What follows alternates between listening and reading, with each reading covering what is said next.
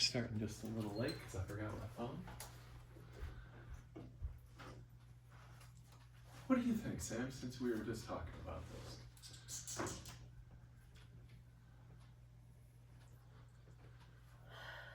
Okay, so I know they're both n to the 1/2. Yes, so let's write it out like that. Agreed. But the bottom is always going to be smaller than the top. True. So I think that it would just go to infinity. Well, let's check. So let's try. Let's say n is Like I think it would diverge and never okay. meet. I agree that this diverges, but I do not think this goes to infinity. Yes, minus that. So it actually goes to -1. And let's take a look at why. Okay, that makes sense. Does that make sense? Yeah. Because if n was like Google, right? This is a 1 with 100 zeros behind it. And I put that in here, a sub Google. The square root of that is 10 to the 50th. That's a big freaking number. I don't know that there's that many atoms in the universe that we know of, at least the known universe. So I've got this quantity right here, and adding the 3 onto that doesn't do shit. Yeah. And So it'll just be -1. yeah, That makes sense. Yeah. and so that's approximately -1. Does that make sense? Yeah. So you can use all those same ideas that we were having, that the same power, even though it's a fractional power, they're the same. So it's still the leading coefficients. If I had done this, what would be the answer? 0. Daniel's telling me 0, because the top is smaller than the bottom. This is a higher power than the bottom. So this bottom, when n is whatever this giant number is, this would actually be 150 right there, and then those powers, this one is so much bigger than that, you can see these things are becoming essentially 0. Does that make sense? So works with fractional exponents as well, or even decimal exponents when we're thinking about this. So this guy here goes to -1. Another way to see it, we won't do the L'Hopital's, but we'll do the method that Kirti suggested. Divide by n to the 1/2. And this is also a cool way to see it. This goes to 0, this goes to 0, and then you get the -1. And that might be an easier way to see it as well. Do y'all see why those parts go to 0? Fixed top, bottom getting bigger.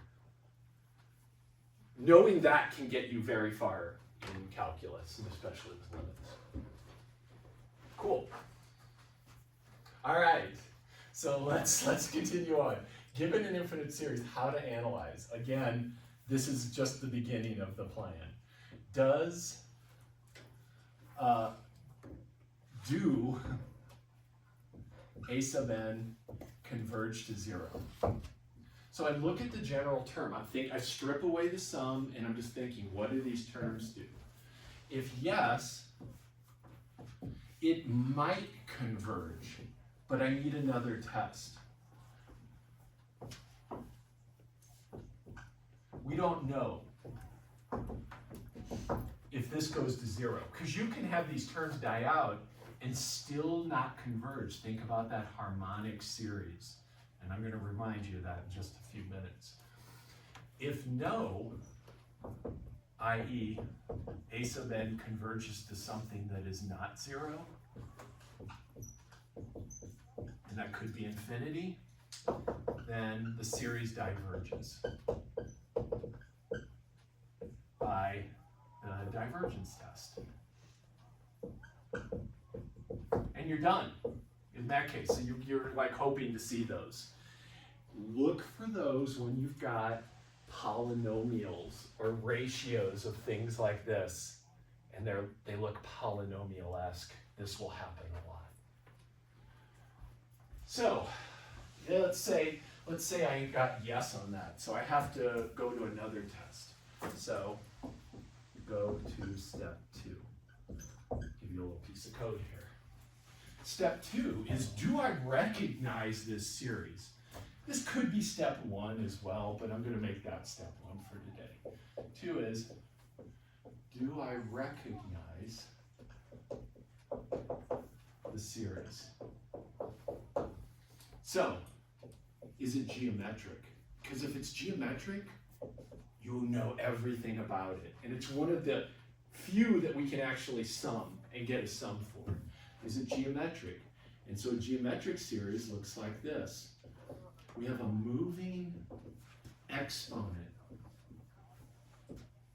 And that's the only part that's moving, is that exponent on a fixed number. So here we have fixed base, and then maybe some constant. If it's geometric, your index is the exponent, and here we converge to first term over 1 minus the common ratio if that common ratio is less than 1. Otherwise it diverges.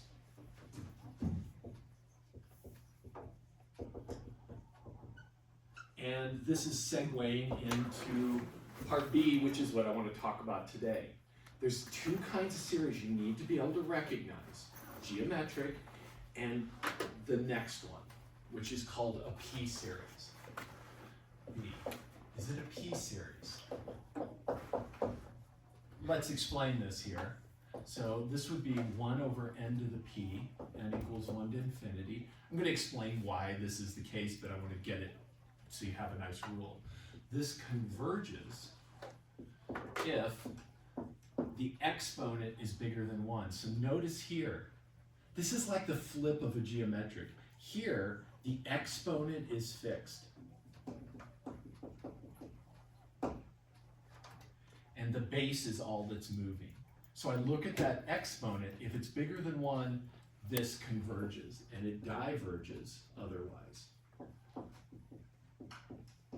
So let's talk about that for a few minutes.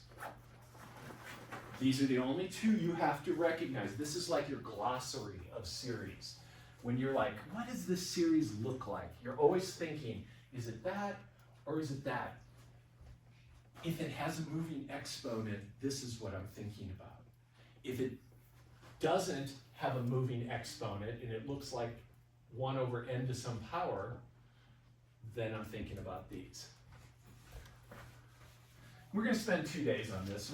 It's going to take a while for you to wrap your mind around how to do this flow, and that's okay. So, why? So first off, let's just take a look at this function. F of x is 1 over x to the pth power. Here I'm going to say p is a positive number. So I'm thinking about things like 1 over x to the 1/2, 1 over x squared, 1 over x to the first. All these kind of things are what I'm thinking about. And they all kind of look the same. When x is 1, notice how those all put out a 1. Let's put 1 right up here so it's a little bigger. So when x equals 1, 1 over x to the p is 1. What happens as x gets bigger? What happens to this quantity as x gets bigger? Goes to 0. That's a fixed quantity over a thing that's blowing up. So this thing goes like this, no matter what the p is. Now, the larger the p, the faster this dies out. The smaller the p, the further this is away from 0. But here's what I want to kind of show you. That if I'm thinking about the series 1 over 1 to the p, 1 over 2 to the p, 1 over 3 to the p, 1 over 4 to the p, blah, blah, blah. That's just little chunks that are either above or under this thing. So let's take a look right here. And this is 2. We're going to make a rectangle. It goes up to 1 and comes down. So a rectangle of width 1 and height 1. And then here, I'm going to do a rectangle of width 1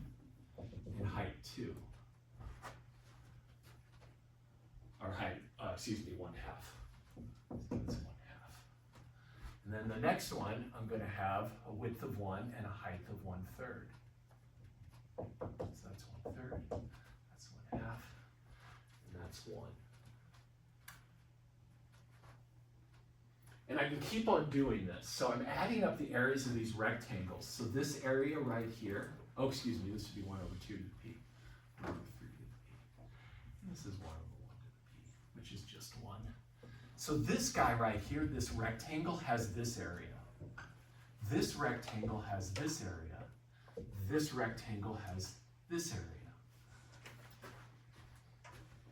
If the area under this curve is infinite, so if the area under this curve right here is infinite,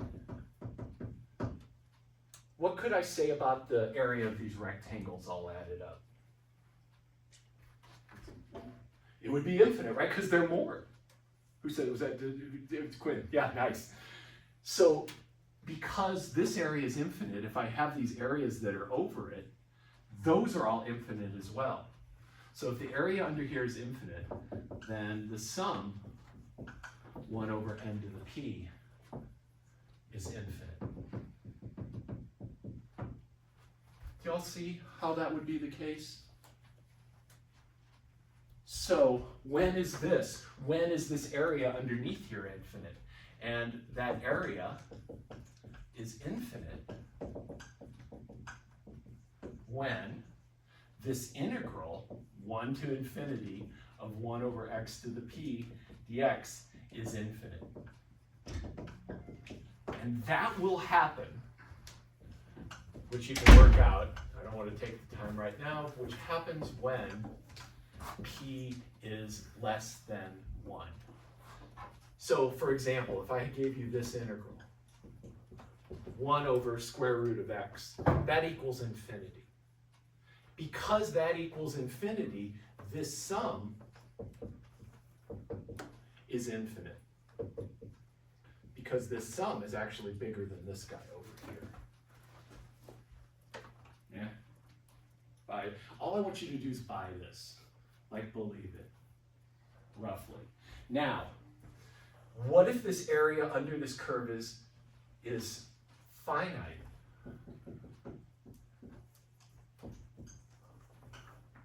So if this area under here is finite,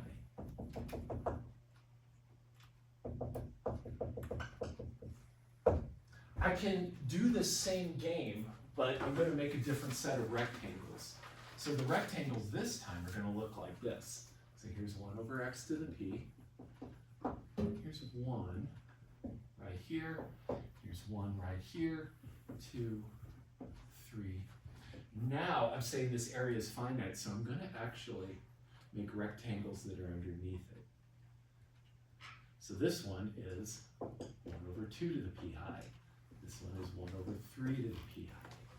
This is 1/4 to the p high. And then I'm kind of leaving out this one, but what was the area of this first rectangle? What would be this area right here if I had one? Just be 1.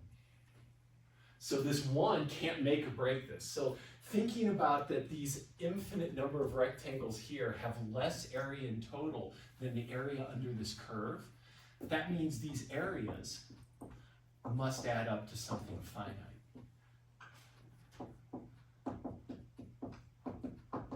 So since the sum of the areas of the rectangles are less than the area under the curve, if area under the curve is finite, the sum is finite. Then this sum is finite. And this will happen when, so this happens when p is bigger than 1. In other words, this integral here, 1/x to the p dx, is finite when p is bigger than 1. So, when I've got series that look like this, n to the 1.1, because that exponent is bigger than 1, this converges, aka it is finite, just because and the exponent is bigger than 1. So these series here are all called p-series. So the step B is I have to recognize, is this thing a p-series? Is it a p-series? So it's a p-series if it looks like this. And this converges if p is bigger than 1. And it diverges otherwise.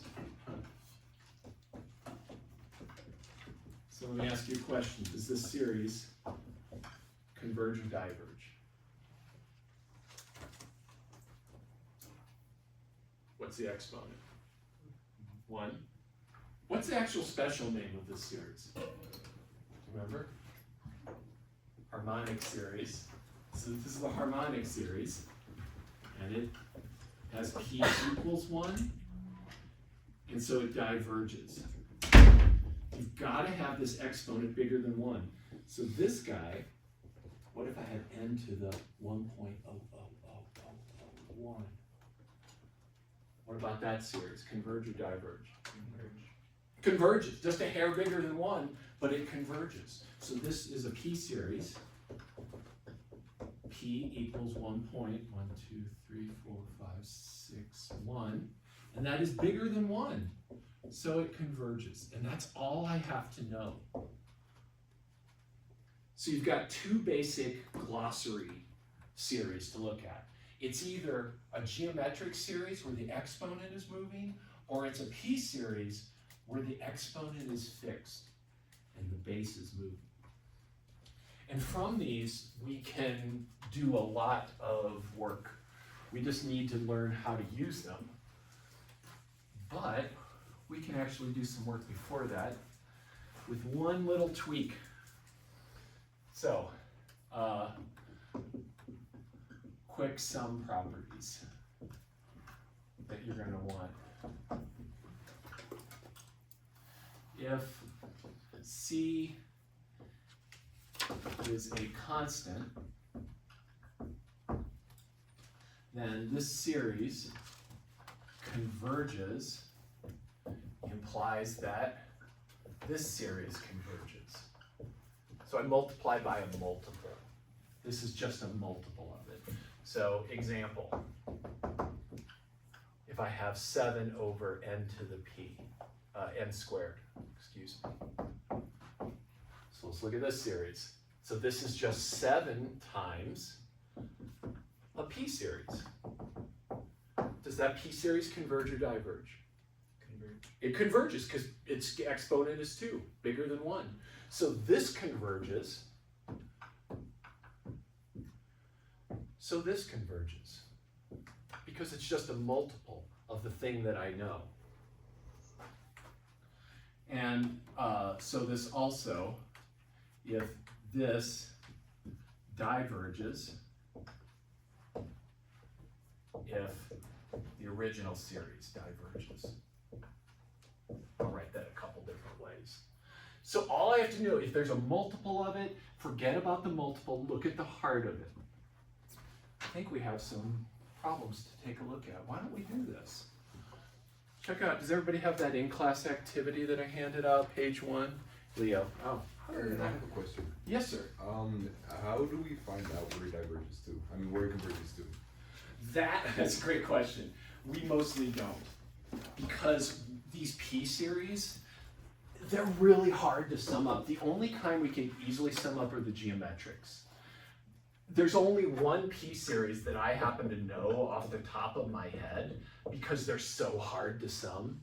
You need really advanced techniques like Fourier series and all sorts of stuff that you'll learn on your course to being a nuclear physicist. But this guy right here is pi squared over 6, and that's about the only one I know. I know that one, I don't know any of the others. So I have no idea what sum of 1 over n cubed goes to. I know it goes to something, but I do not know what. And the good news is we don't really care, luckily. We're just trying to figure out, is this thing gonna add up or not? That's an awesome question. Disappointing answer, but that's what it is. Again.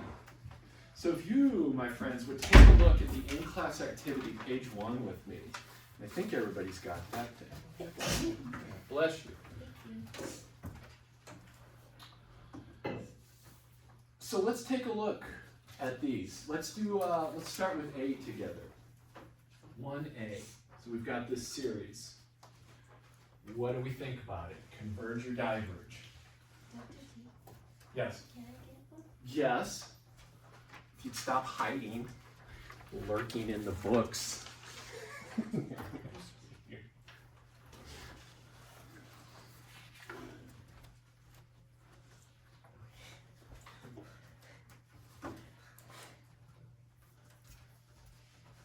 You guys doing all right? Okay. What do we think about that first series? Converges. Why, Daniel? You're right. P is bigger than 1. Yeah, exactly. So this first series, Daniel looks at it. It's got 3 over k squared. K equals 1 to infinity. This is 3 times the p series, 1 over k squared. And here we have p equals 2. That's bigger than 1, so it converges. So this converges 3 times it. Yeah, nicely done. So that's the game. Each of these series is either a p series or geometric. So let's look at the second one together. B. What do we have there? Now you're going to need to rewrite it with positive exponents.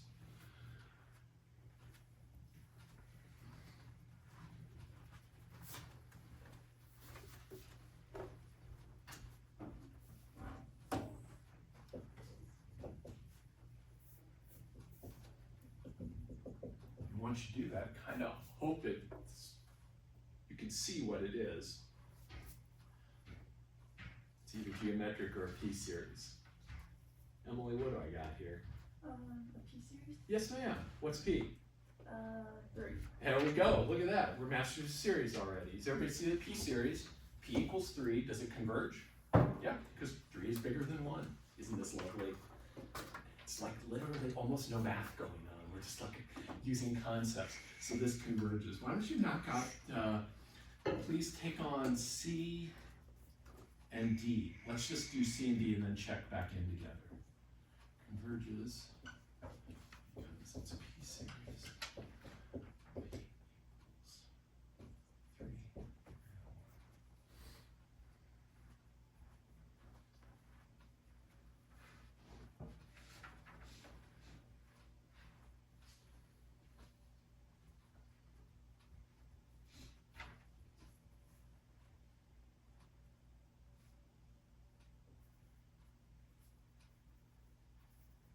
First thing you ask yourself, is this a P series or is it a geometric series? And then from there, you can answer the questions. Your first categorization is the key.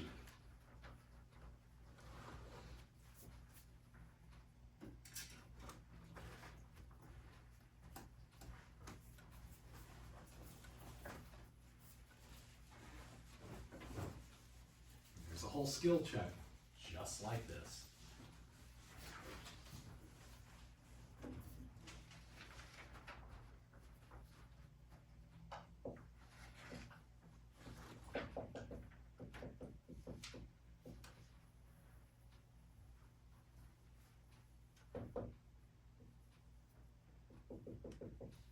How can we rewrite that so that it doesn't have a negative exponent?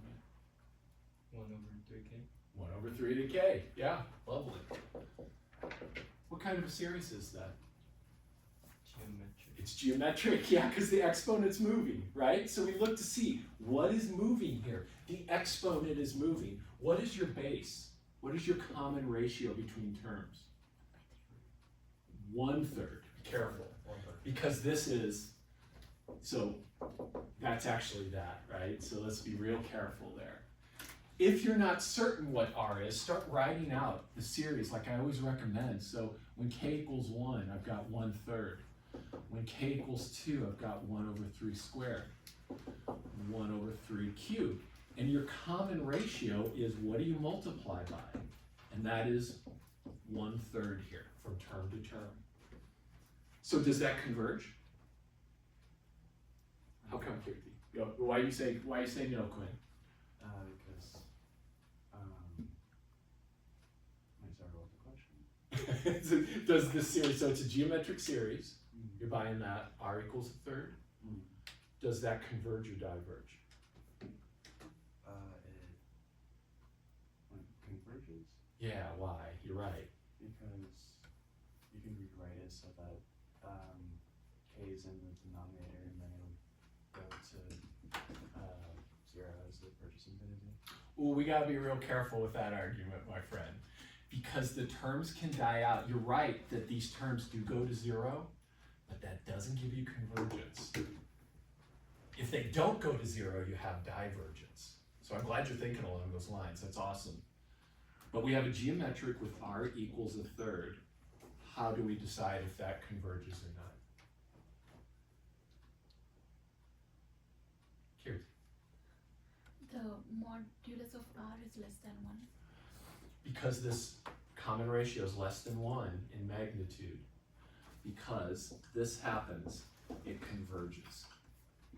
What does it converge to?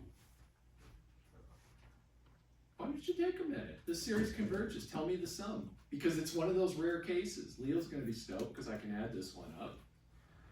What does it add up to? I put the formula on the board just a little bit ago. First term over 1 minus R. Yes, right. No, Kirti, be careful. The first term is not 1. Aha! Oh, I got Kirti. Oh, that's good. Now I'm doing something. So what's my first term? Got to check. It's easy to assume it's 0, but if K was 0, then it would be 1. But K is 1, first term is 1/3. So it converges to the first term over 1 minus the common ratio. So it's 1/3 over 1 minus 1/3. And that's 1/3 over 2/3. And that's a half.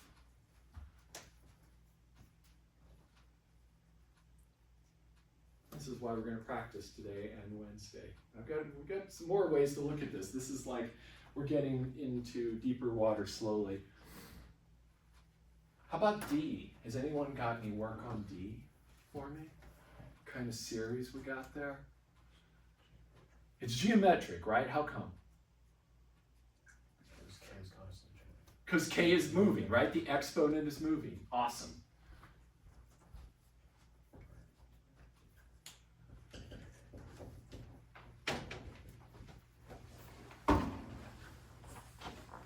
So once you know it's geometric, you just need R.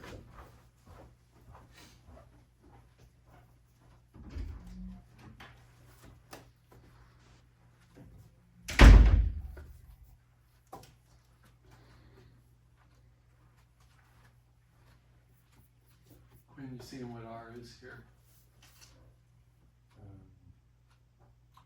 -3. Solid. Awesome. Beautiful. Thank you.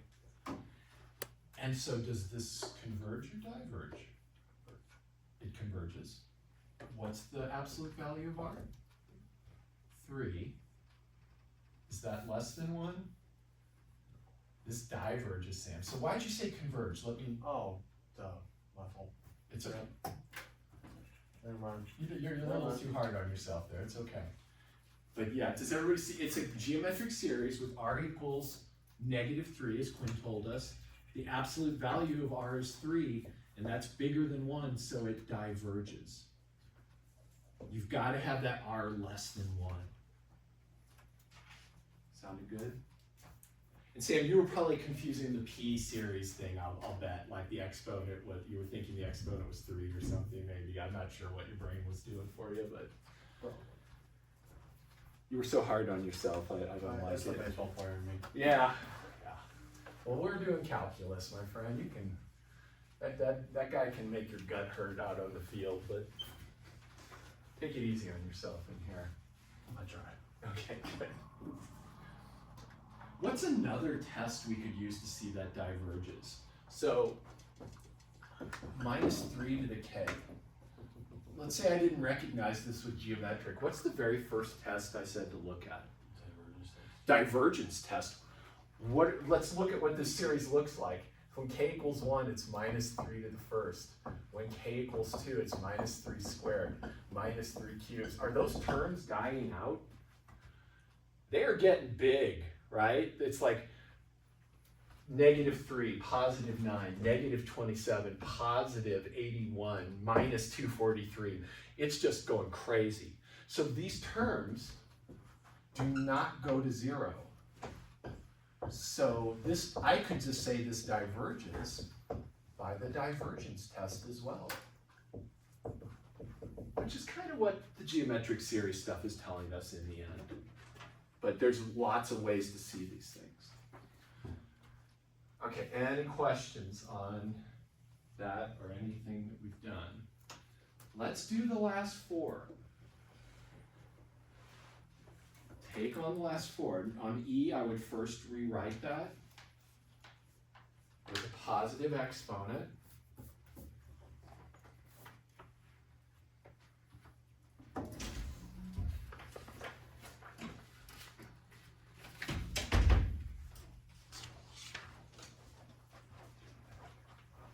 Does it go to make sense?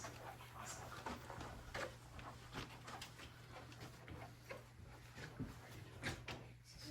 Is this making sense? Yeah.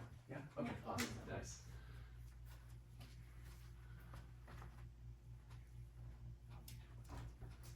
Is this making sense?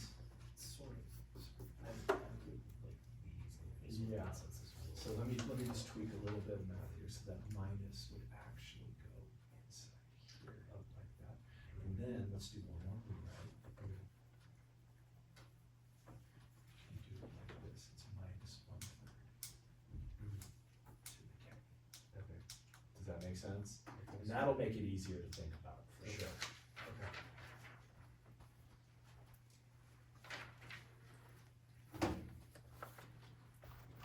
Oh, you're okay, dude. Yeah. Oh, you're cranking. Nice. You doing good? Awesome. How you doing, Dan? Is this feeling right? What is Good k job. to the 1? K. Oh, so you think in P series and you've got k equals 1, or P equals 1 is what you mean. Yep. So it only converges when P is bigger than 1.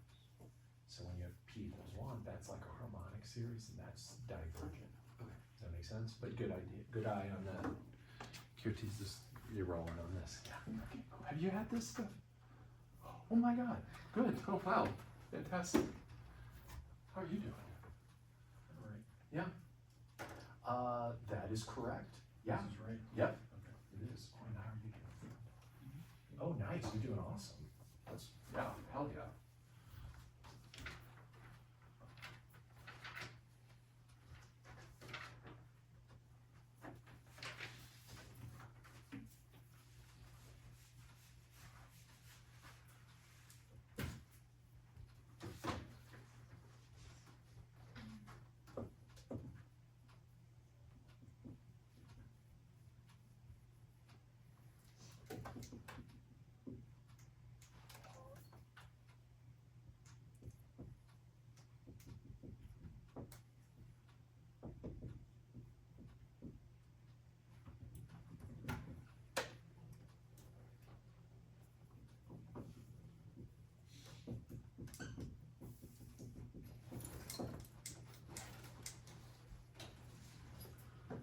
I'm just putting helpful rewrites up here.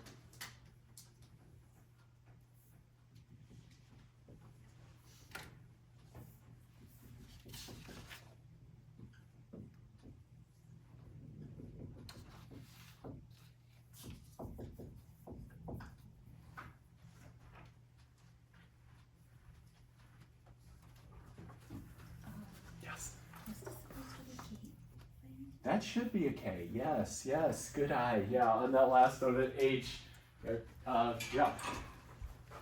The exponent should be K, not N. I didn't mean it to be a trick. So yeah, that would have been a good trick. A lousy trick. Mean trick.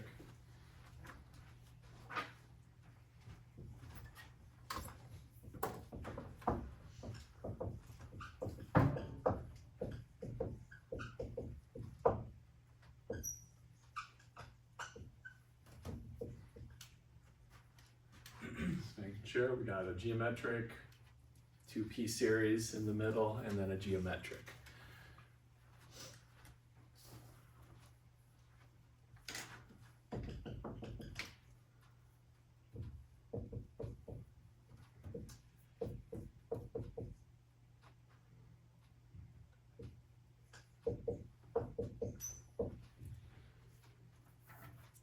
And then once you know what kind they are, you just have to identify that R or that P.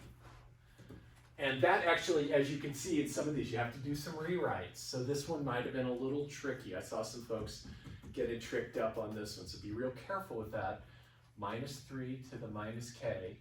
You might want to do that step by step. So that's 1 over -3 to the K. That gets rid of the negative K exponent. And then that is just that over there, because 1 to the K is 1. So if you can see that, then you can get R is -1/3. Since R is less than 1, it converges.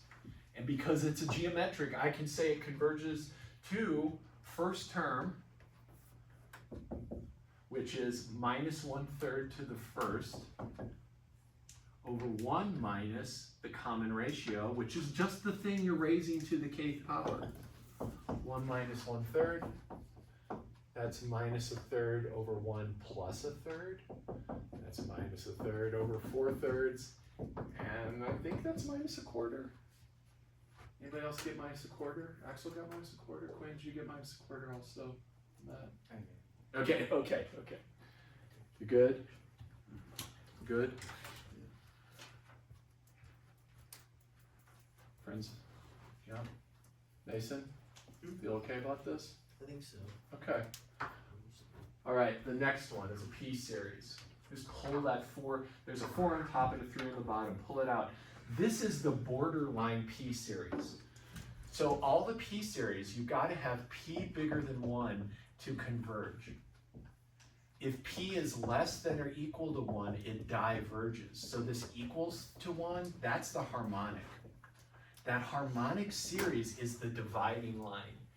It diverges, but it's so slow you think it might be converging. So if I gave you this series, that guy right there with that exponent, just a hair below 1, this still diverges because this number here is less than 1. And then this guy diverges. But anything above that, if I just blow on that and make that a hair bigger, that suddenly converges. So this guy diverges because P is greater than or equal to 1. This one diverges because P is less than 1. Oh, sorry, this should say less than or equal to 1. Diverges because P is less than 1. Less than or equal to 1. This is a geometric series. It converges because R is 1/3. And you want to write down why. It converges because R is less than 1 in magnitude. And it converges to the first term over 1 minus the common ratio. If you simplify that all out, you get a half. I think we already did that. Actually, we had that one in one of the earlier problems, so it shows up again, slightly different form. Let me know what I can do here for you. If there's any questions. Is this feeling okay? You could do a skill check like this.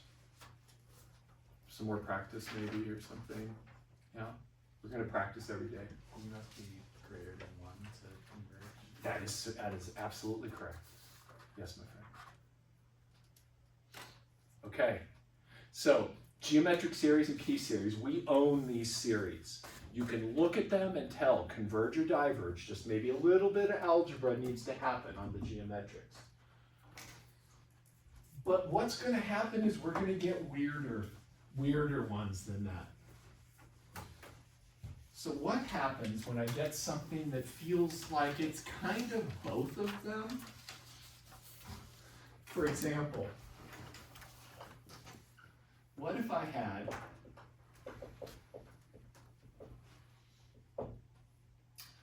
n squared plus 1 over n cubed plus 2, n equals 1 to infinity? Boy, it sure seems like a p-series-y kind of thing. At least there's no moving exponent, right? So there's no exponent moving. Do we all agree on that? So notice I have no exponent movement. So it can't be geometric-y. It's also not exactly a p-series. But it sure feels like a p-series. Let's kind of like just think, what happens when n is really large? When n is really large, I've got n squared plus 1 over n cubed plus 2 is kind of just basically this, right? When n is a billion, adding 1 to the square isn't going to touch it, adding 2 to the cube isn't going to touch it. And so this is like approximately that. So it feels like, and this isn't the way we're going to do it, but this feels like this series. So it feels like this when n is large. Does that series converge or diverge? That diverges, absolutely. That's the harmonic series. So I suspect that this thing diverges. I suspect that, but I want to prove it. So we need two different ways to do that. We have two tests that we're going to use to compare our glossary series with. So we have two of them. I'll start with the simplest one here. Two main tests for comparing a given series to a known series or to itself. The first one is called the limit comparison test. LCT, limit comparison test. LCT. We're probably not going to get past this one today. We're definitely going to be spending time on Wednesday talking about this. But this one is use when you suspect a given series is like a known one. And when I say by a known one, I mean a geometric or a p-series.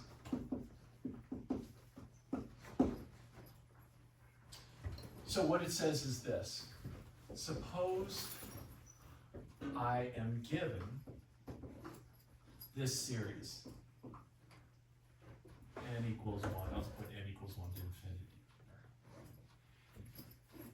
If it feels like, and when I say feels like, I'm thinking about this like, what is it when n is large like? What does it feel like? If it feels like series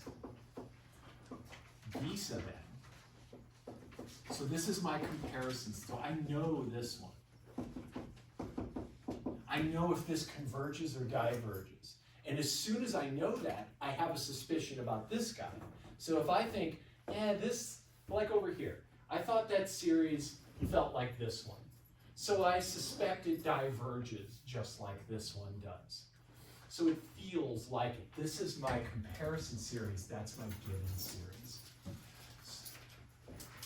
We compute the following limit. L equals limit as n goes to infinity. We're going to do the ratio of terms. So I take the nth term from the series I'm given, Cheers. It's okay. It's all right. Make sure to watch the last 15 minutes. Yeah, okay, sounds good. So I compare the ratio of their general terms and take this limit. If L is not 0 or infinity, the series act the same. In other words, if the one I know converges, the one I'm comparing to then converges. If the one I know diverges, the one I'm comparing to must diverge. So let's use this test. And let's do it on this beast that I kind of initiated this conversation with. For example,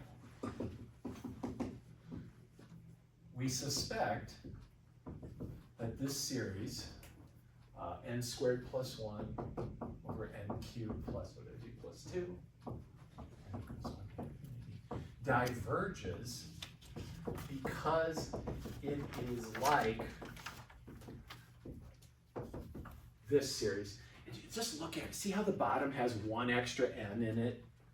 That's kind of all I'm looking at. Ignoring, I'm just looking at the highest power terms, and it's like, that's like n squared over n cubed, right? N squared over n cubed equals 1 over n. So we use the LCT to show divergence, because this diverges. Divergence of the given series. So I come down and I say L equals. Now this is A sub n. This is B sub n. Sam. Sorry. After the series. Act the same. Okay. So that says act the same, and that's a loose term. I just mean they both either converge or they both diverge. Okay. So for this one, we're going to do L, limit as n goes to infinity. Now I want to show you a tricky way to do this because you're going to hate writing these big fractions like this. So this series here, I would rewrite it like this. A sub n times 1 over b to the n. And this thing here is just the reciprocal of the thing that I know. So it just kind of helps out. So in other words, what we got here is limit as n goes to infinity. A sub n is n squared plus 1 over n cubed plus 2 times 1 over that term, which is n over 1. So notice this is 1 over n. Let me stop. Tell me if you're following.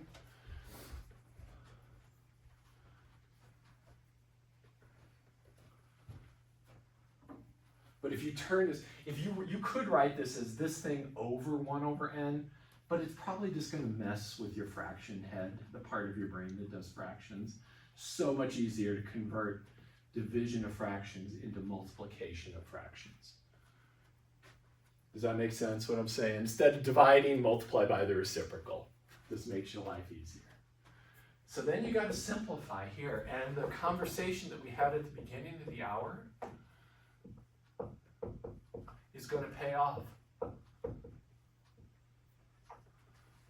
What's that limit?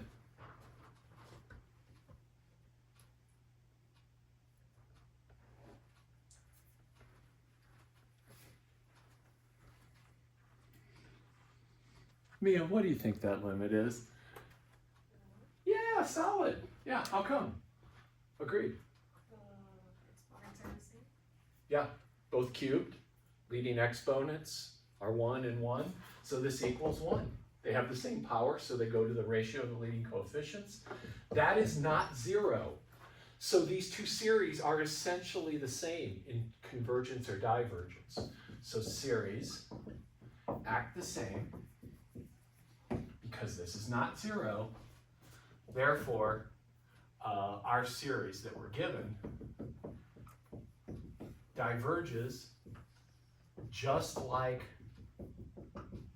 the series we compared it to, 1 over n.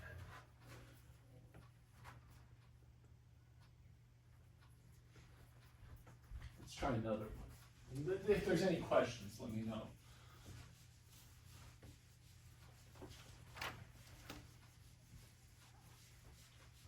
So here's, I got a weird one. We're gonna have some fun here.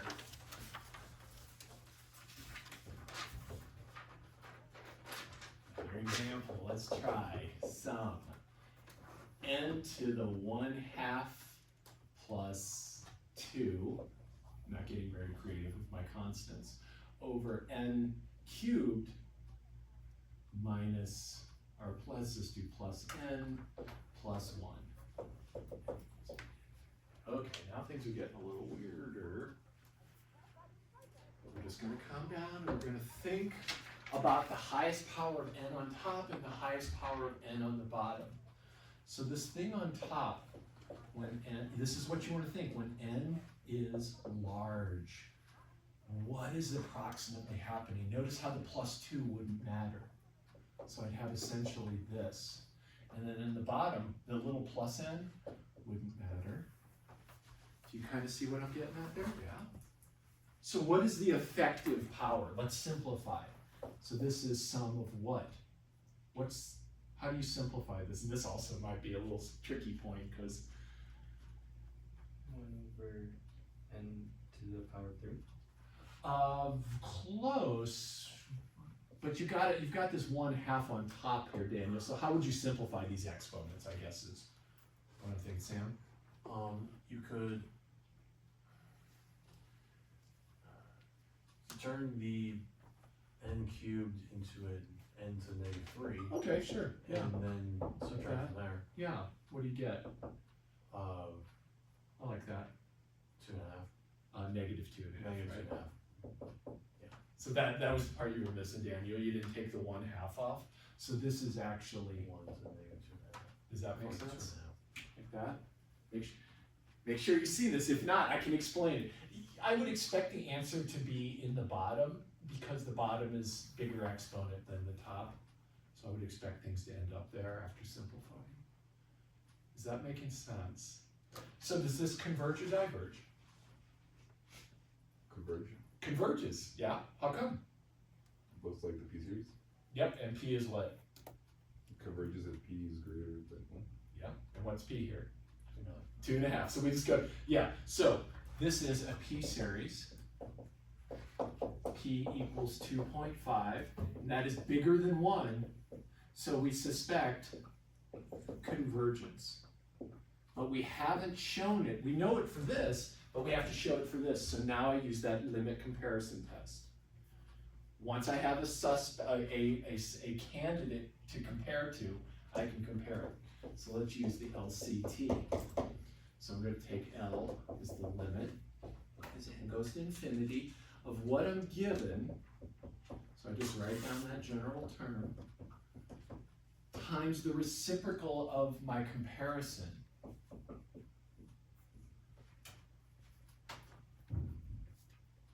Do you see that here, what I did? This is reciprocal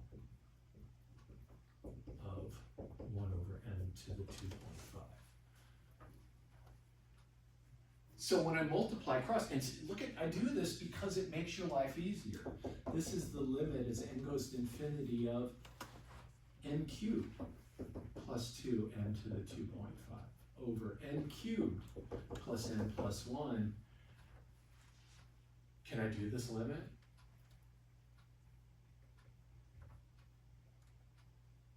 Axel, what about that limit? What do you think about that? I've been laying low. I haven't bothered you at all today. I felt an emptiness. I'm sure you did too. Okay. Quinn, do you got a sense on this one? That limit? Infinity. Why? So tell me your reasoning a little bit, please. Because even though the leading exponents are the same, the addition on the numerator is much larger than the addition on the denominator. Oh, I see what you think. So I'm glad this is good. So always think just about the biggest powers. Don't even worry. I know this looks concerning, right? Because it's pretty big, especially compared to these guys, but all our action still takes place with just those big ones. So with that in mind, what do you think here? Got an n cubed and an n cubed, any suspicions? 1. Yes, absolutely, solid. So this goes to 1, because the powers are the same axle. So you got an n cubed, look at the highest powers. N cubed over n cubed, what are their leading coefficients? 1 over 1. So it goes to 1. So this is not 0. So by the limit comparison test, our series converges. Because we compared it to a convergent series. Our series converges just like the P series 1 over n to the 2.5.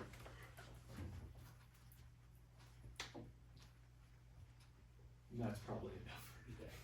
We're going to do a lot more practice. Wednesday, we're going to push this further. I got one more test to show you. You know, you need 2 tests. We got one more to come. No new homework. Pretty sure some of us need to maybe start the existing homework. I don't know. I'm not looking. I don't know who. I just feel it in the force.